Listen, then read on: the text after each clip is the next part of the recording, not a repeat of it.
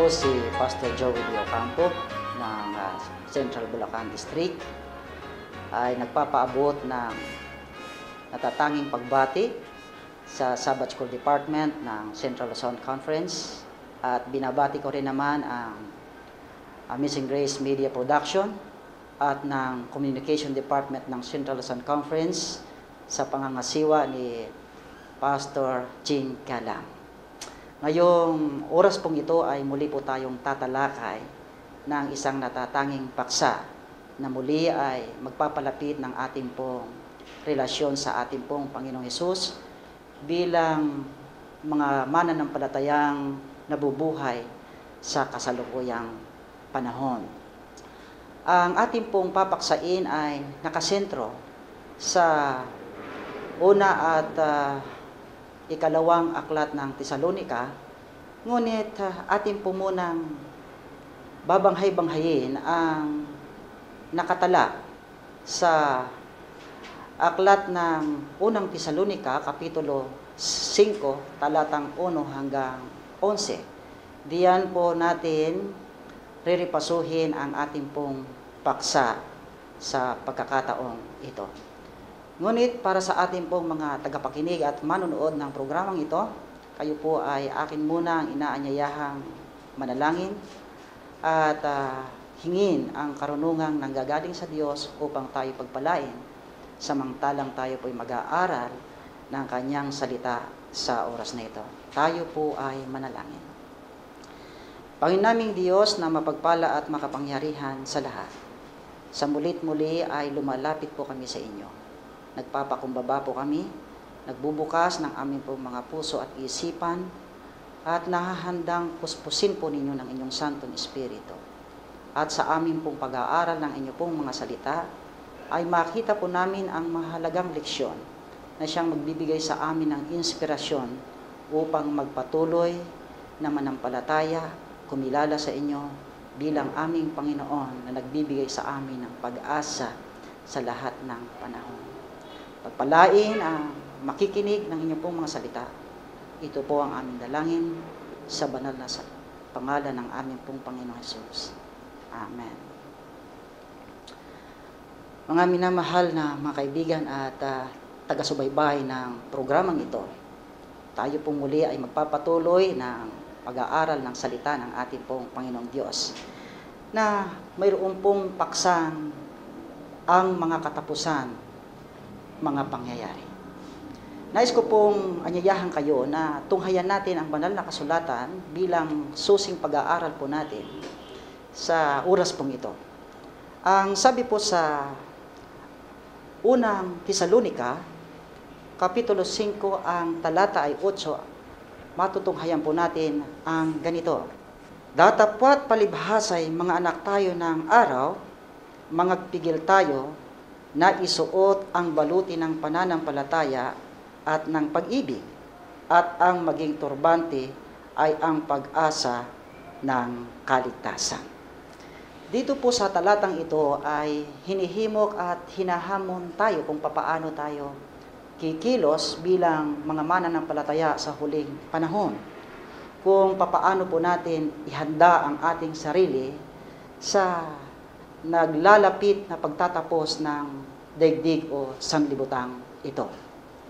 Kaya nga po, bahagi nito ay ating pong ipagpapatuloy ang naging nakaraang paksa na ating pong mga tinalakay, ang pagpapatuloy sa ikalawang pagparito ng ating pong Panginoong Hesukristo. Ganun pa man, idinidiin ng banal na kasulatan na bago dumating ang ating pong Panginoong Hesukristo ay mayroong magaganap sa mga huling panahon o mga huling pangyayari sa mundong ito. At titingnan po natin kung paano tayo ihahanda sa mga ganitong mga event o pangyayaring darating sa huling panahon. Ngayong oras pong ito ay pansamantala po nating sulyapan kung ano ang itinuturo ng banal na kasulatan tungkol sa paghuhukom.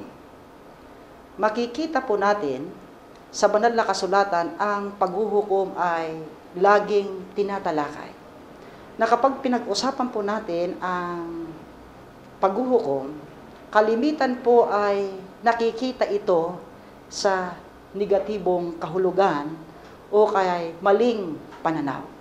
Maaring kapag nababanggit ang paghuhukom sa banal na kasulatan, ang pumapasok agad sa kaisipan ng mga mag-aaral ng banal na kasulatan ay ang pagkatakot, pangamba, o kaya'y galit ng Diyos na maaring dalhin pagdating ng panahon. Ganun pa man, gusto ko pong sabihin sa inyo na ang paghuhukom ay pwede rin nating tingnan sa positibong pananaw. Sa banal na kasulatan ay maaari din nating tingnan kung ano ang positibong hatid ng paghuhukom. Tingnan po natin ang ilang kasaysayan sa banal na kasulatan na naitala. Una, balikan po natin yung kasaysayan ni Eva at Adan. Noong sila po ay magkasala sa harapan ng Diyos at sumuway sa kanya pong kalooban, sa pagsuway po nito ay may kaakibat na paghukom o paghukom na iginawad ng Diyos sa kanila. Sila po ay pinalayas, pinaalis sa Hardin ng Eden, at ang naging resulta po ng hukom na ito ay naging masaklap ang uri ng kanilang pamumuhay.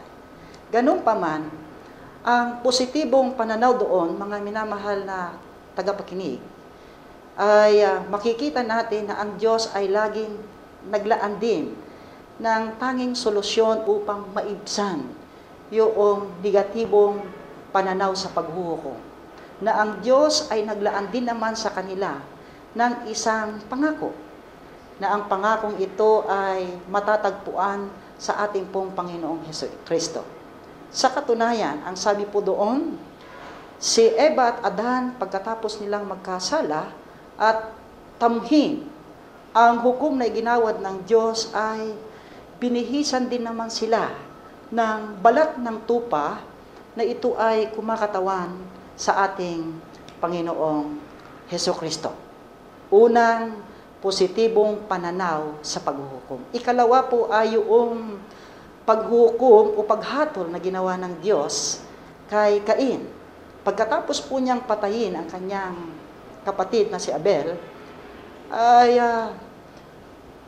siya po ay ginawang manlalakbay o wanderer sa ilang.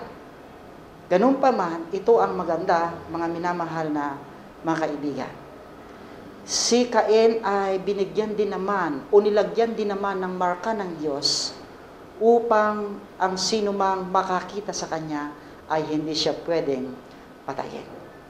Another thing na makikita natin na ang paghatol ay mayroong negatibo at positibong pananaw ay yung naganap sa panahon na pagbaha. Noong ang Diyos ay makita niya na ang mundo ay punong-puno ng kasamaan, ay nakita niyang kinakailangan itong tapusin o hukuman o hatulan sa pamagitan ng pansalibutang pagbaha. At naganap nga ang pansalibutang pagbaha. Ganun pa man, hindi nagtatapos doon, kundi si Noe, maging ang kanyang buong pamilya, ay pinasakay ng Diyos sa barko, paraan ng kanyang pagliligtas pagkatapos ng malubhang paghuhukom. Isa pa nga rito ay ang karanasan tungkol sa kasaysayan ng pagtatayo ng Tore ni Babel. Noong pagtatayo ng Tore ni Babel ay isagawa sa pamamagitan ni Nimrod, at nakita ng Diyos na naging dahilan ito ng kanilang kawalan ng tiwala o pananampalataya sa Diyos. Ang ginawa ng Diyos ay ginulo ang kanilang lengguwahe at hinatulan sila upang matutunan nila na sila ay manampalataya sa ating Panginoong Jesus. So makikita natin, mga minamahal na mga kaibigan, na sa bagay na ito ay napag-uusapan at idinidiin. Higit sa lahat sa aklat ng Tesalonica, Kapitulo 5, ang usaping ito ng paghuhukom. Ganun pa man, ang paghuhukom ay mayroon siyang malapit na ugnayan o relasyon sa ikalawang pagparito ng ating Panginoon. Sapagkat sa aklat ng Tesalonica ay binabanggit yung araw ng Panginoon. Nais ko pong anyayahan kayo na ating pong tunghayan ang sinasabi sa banal na kasulatan, unang Tesalonica, Kapitulo 5, talatang 2, sapagkat kayo rin ang mga lubos na nakakaalam na ang pagdating ng kaarawan ng Panginoon ay gaya ng magnanakaw sa gabi. Ang paghatol o paghuhukom na ating pong tinatalakay ay mayroon siyang mahalagang ugnayan sa napipintong kaarawan ng ating Panginoong Diyos na walang iba kundi ang kanyang ikalawang pagparito. Ganun pa man, sa kaarawan ng Panginoon o sa kanyang ikalawang pagparito na siya naman nating inaasam at hinihintay bilang mga mananampalataya sa kasalukuyan, ay marami pong pagdidiin ang ginawa si Apostol Pablo upang higit na maunawaan po natin ito. Sapagkat kung ating pong titingnan, ang pagparito sa ikalawa ng ating pong Panginoong Hesukristo ay pinaniniwalaan din naman ng marami. Alam natin na ang ating Panginoong Hesukristo ay darating sa ikalawa, ngunit hindi natin alam kung anong oras at kailan siya darating. Ganun pa man, mga kaibigan, ang tala ni Apostol Pablo sa talatang ito ay idinidiin niya na ang araw ng Panginoon na siyang tumutukoy sa ikalawang pagparito ng ating Panginoong Hesukristo ay gaya ng isang magnanakaw. Ano nga ba ang likas ng isang magnanakaw? Ang isa bang magnanakaw kapag siya ay magnanakaw sa iyong sambahayan at gustong kunin ang iyong ari-arian, ay kinakailangan pa bang magpaalam siya? O nandyan na ako, ako'y magnanakaw at kukunin ko ang iyong ari-ari? Ganun ba? Hindi po. Kaya nga po ang araw ng Panginoon o ang ikalawang pagparito ng ating Panginoong Hesukristo ay inihantulad sa isang likas ng magnanakaw ay sapagkat maliwanag na idinidiin ni Apostol Pablo na ang pagparito ng ating Panginoong Hesukristo ay hindi nalalaman ng sinuman. Ginamit din ni Apostol Pablo ang salitang ang pagparito ng ating Panginoong Hesukristo ay gaya ng isang buntis na kung saan ay humihilab ang kanyang tiyan kapag malapit na siyang manganak. Ang isang buntis ay marahil hindi niya alam kung kailan biglang humilab ang paghapdi ng kanyang tiyan sa nalalapit na paglabas ng kanyang sanggol. At ganun din ang pagparito ng ating Panginoon, mga minamahal na mga manunood at tagapakinig, na ang ating Panginoon kailanman ay hindi tinitiyak ang panahon at ipinabatid sa mga mananampalataya sa kasalukuyan ang panahon o oras ng kanyang ikalawang pagparito. Ganun pa man, nais ko pong sabihin sa inyo na tiyak ang pagparito ng ating Panginoong Hesukristo at ang huling kapanahunan sa mga panahong ito ay nagaganap at tiyak na malapit nang dumating ang ating Panginoong Jesus.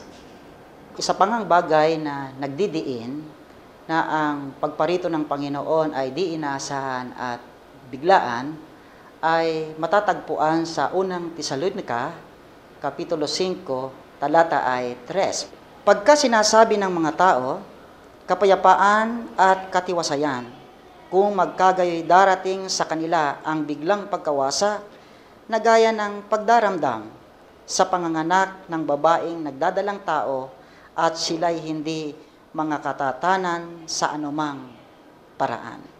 Pinag-uugnay ni Apostol Pablo ang paghuhukom o paghatol sa ikalawang pagparito ng ating Panginoong Hesukristo.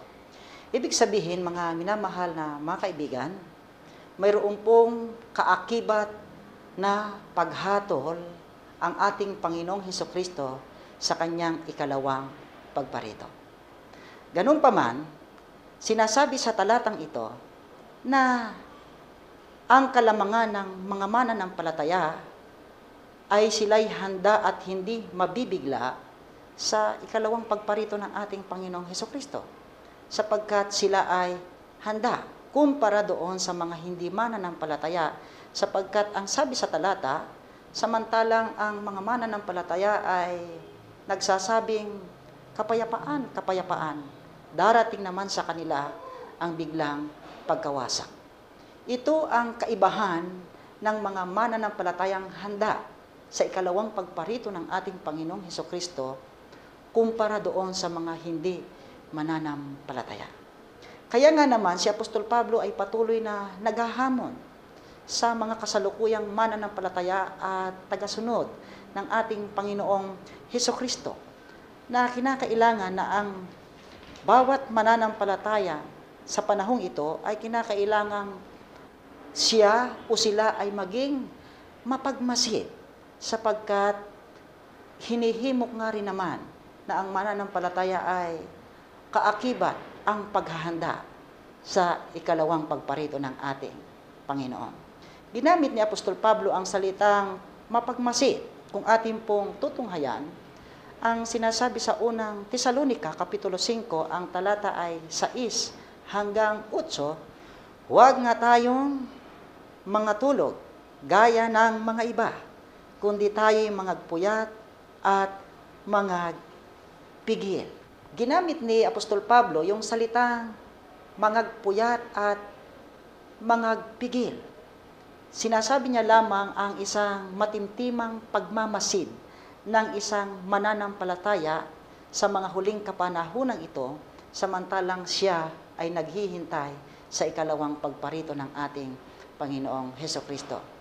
Kapag narinig natin ang salitang pagtulog, iniuugnay ni Apostol Pablo ito sa karanasang espiritual.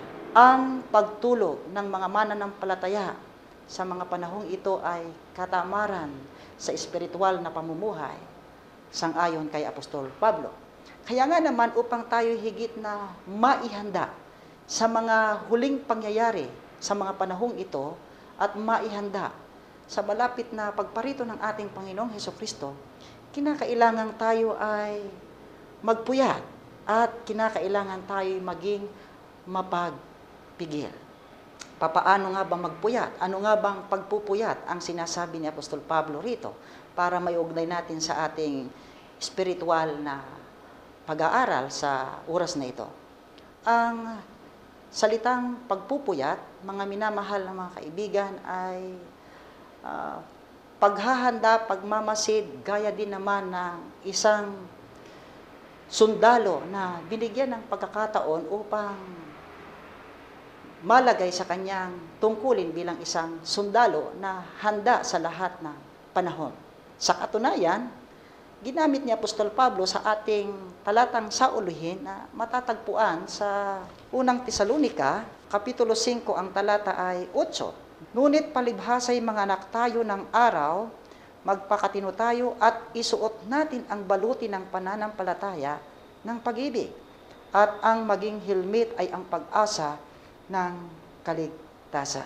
Ginamit ni Apostol Pablo sa paraan ng ating pong pagiging mapagmasid espiritual yung salitang baluti na malimit namang kasuotan ng mga sundalo ng unang panahon at yung helmet na ito'y katiyakan at suporta ng mga sundalo sa panahon ng kanilang pakikipagbaka na laging maihanda sa bawat panahon. Kaya nga, mga kaibigan at mga taga-subaybay ng programang ito, nais kong sabihin sa inyo na ang isang mananampalataya ay kinakailangang mapagmasid sa lahat ng panahon. Na ang kanyang pananampalataya ay laging pag-ugnayin, laging pagningasin, at laging malapit sa ating Panginoong Hesukristo na siyang laging nagbibigay sa atin ng pag-asa sa paraan ng kanyang pangakong ikalawang pagparito. Kaya nga, mga kaibigan, nais kong muling paalalahanan kayo na kung papaano si Apostol Pablo ay nagpaalala sa Iglesia ng Tesalonica, ay pinalaalahanan ko rin naman kayo, gaya ng nasusulat sa aklat ng unang Tesalonica 5:9 hanggang 11, sapagkat tayo'y hindi itinalaga ng Diyos sa galit, kundi sa pagtatamo ng pagkaligtas sa pamagitan ng ating Panginoong Hesukristo, na namatay dahil sa atin upang tayo sa gising o tulog man ay mga buhay tayong kasama niya. Dahil dito, kayo'y mangagpangaralan at mangagpatibayan sa isa't isa sa inyo, gaya ng inyong ginagawa. Bilang buod ng ating pag-aaral sa araling ito, pinaalalahanan tayo ni Apostol Pablo na pahalagahan natin ang paghahanda sa napipintong pagparito ng ating Panginoong Hesukristo sa ikalawang pagkakataon. At kapag tayo'y patuloy na tumatanggap sa Kanya bilang isang mabuting ibanghelyong inilaan para sa taong makasalanan, tayo na iniligtas mula sa kasalanang ito'y inangkin din ng Panginoong Kanyang mga anak at tayo'y mga anak ng kaliwanagan.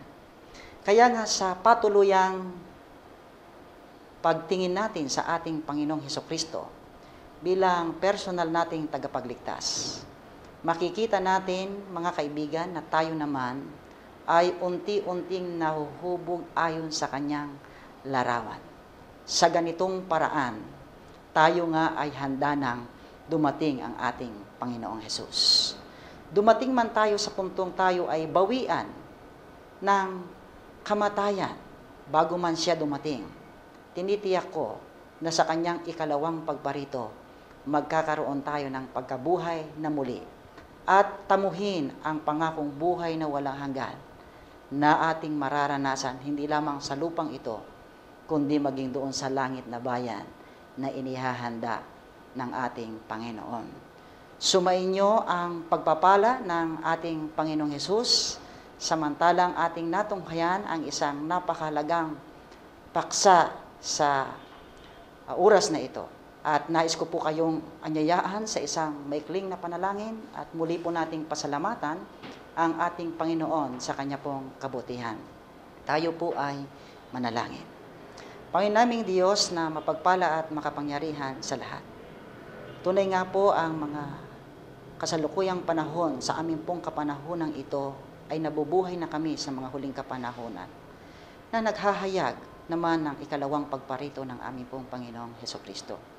Amin lamang pakiusap, Amang Banal, na tulungan po ninyo kaming higit na maghanda at laging asamin ang pag-asang inyo pong ipinagkaloob sa amin sa pangako na kayo'y muling darating sa ikalawa at kami po'y dadalhin po ninyo dyan sa langit na bayan. Tulungan po ninyo kaming maging malapit sa inyo sa pamagitan ng mga matataimtim na pananalangin, sa pamagitan ng pag-aaral ng inyo pong mga salita, at higit sa lahat, sa aming pong mga paglilingkod sa aming mga kapwa, at pagmamalasakitan bilang inyo pong iglesia at mga anak ng magkagayong Panginoon, kaming lahat ay mahandang lubusan sa inyong ikalawang pagparito.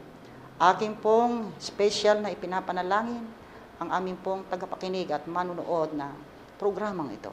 Pagpalain po ninyo sila ng higit at sa kanilang puso'y manariwa ang pag-asa samantalang muli po silang napaalalahanan sa inyong malapit na pagparito. Salamat po sapagkat pinakinggan po ninyo ang aming pong panalangin. Ito po ang aming panalangin sa banal na pangalan ng aming pong Panginoong Hesus. Amen. Ako po si Pastor Joey De Ocampo ng Central Bulacan District, nagsasabing pagpalain kayo ng Panginoon.